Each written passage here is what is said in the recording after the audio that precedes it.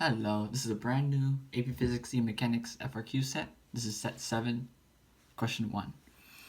So a car of mass m is pulled along a level dynamics track as shown below. A force sensor is attached to the car, with a string used to measure the horizontal force in the positive direction towards the right, blah blah blah. No friction, or friction is not negligible, which means there is friction that matters.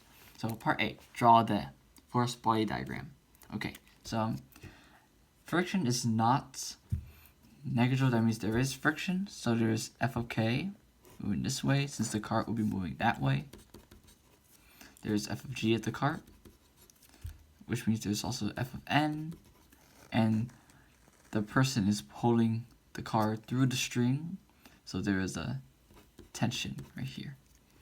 Okay. So the student pulls with a constant force and the cart accelerates. This is repeated for several trials with a different constant force. And here's data.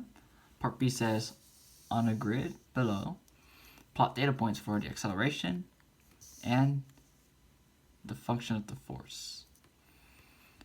Clearly scale all axes, draw a straight line that best represents the data. Okay, so we'll use this information to draw the graph here. So I'll scale this 0.1, 0.2, 3, 4, 5, 6. For acceleration, I'll go by 0.2. Okay. So next, I'll draw each graph. 0.32 is around here. 0.12 is around here. Okay. 0.38. 0.22.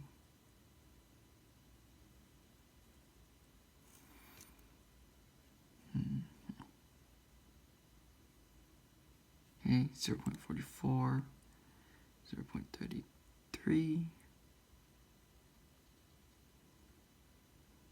0.5 and 0.5, and 0.6 and 0.7. And draw a straight line that best represents the data. This looks about to be a straight line, so I'll just draw something like this. Ta-da, it's kind of a straight line, but there you go. Okay, using the straight line from the graph, calculate the mass of the cart. So, we can find the mass of the cart through the slope. So, the slope will be equal to y divided by x. The y is a, and the x is f. And A and F look familiar to the Newton's second law, which is F equals ma. Now, if you divide by A, you get F over A equals m. And then if you take the reciprocal, you get A over F equals 1 over m. And this is the same thing as the slope. So,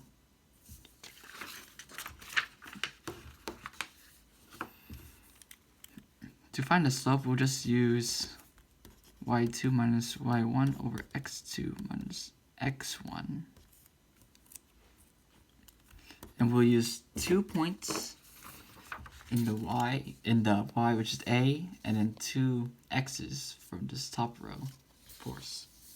So for this, I'll use trial 5 and trial 1. So for the y-axis, we got 0.7 minus 0.12. For the x, we got 0.6 minus 0.32. And this will give us 0.58 over 0.28, which will equal 2.07, which will be equal to the slope 1 over m. Which means m will be equal to 1 over 2.07, which will equal to about 0.48 kilograms.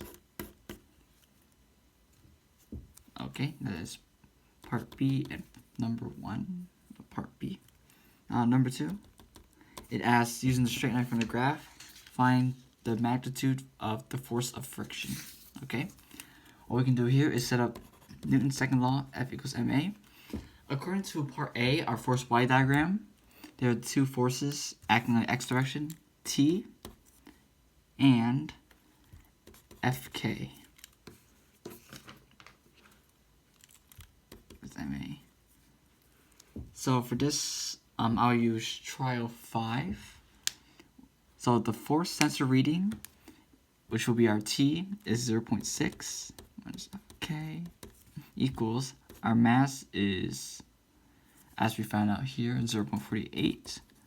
And the acceleration when the force is 0.6 is 0.7. Okay? So we get 0.6 minus f of k equals, multiply that together, we'll get 0.34. Which means f of k will equal to 0.6 minus 0.34. And f of k will equal 0.26 newtons. Yeah. Part C. Determine the acceleration of the cart. Well, the above experiment is repeated using a constant force of 0.45. The cart starts at a time of 0 and is pulled for 2 seconds. Okay. So, determine the acceleration of the cart. Again, we'll use Newton's second law, F equals ma. Like before, there's a tension and a friction. We know tension is given to us 0.45. We know friction, as we found in the previous problem, 0.26. Mass is 0.48, and what's left to find is A. This will be 0.19, 0.48A. A equals 0.19 over 0.48, which will give us 0.4 meters per second squared for part C.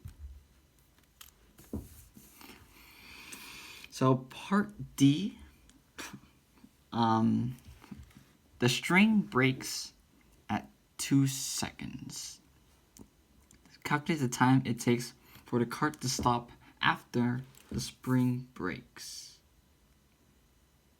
Okay, so part D, I'll use the average acceleration formula, A equals VF minus VI over T. So we're supposed to find T, so we'll isolate for that.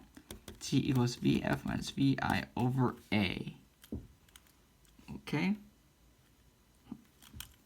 So VF, the cart will stop, so that'll be 0 equals VI over A.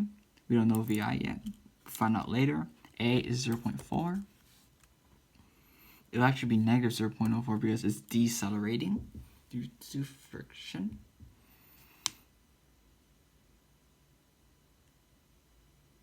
Oh wait, no. We actually have to find our new A because there is no more tension since the string breaks. So F equals ma. The only thing left is F of k equals ma. F of k is negative 0.26 equals 0.48a.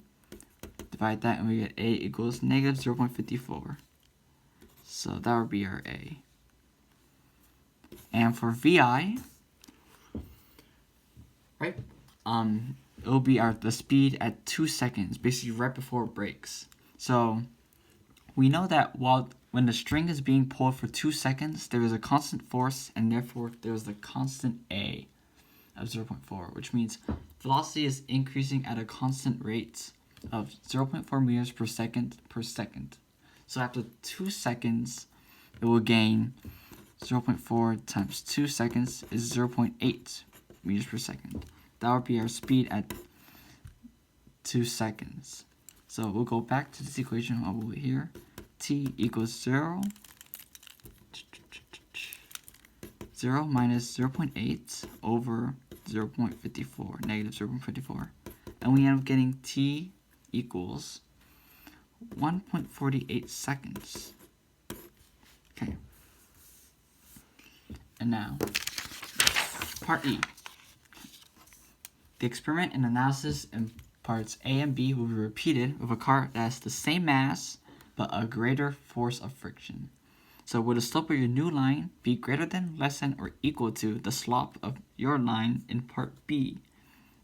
I clearly explain. Okay, so as I said before, slope equals a over f or 1 over m.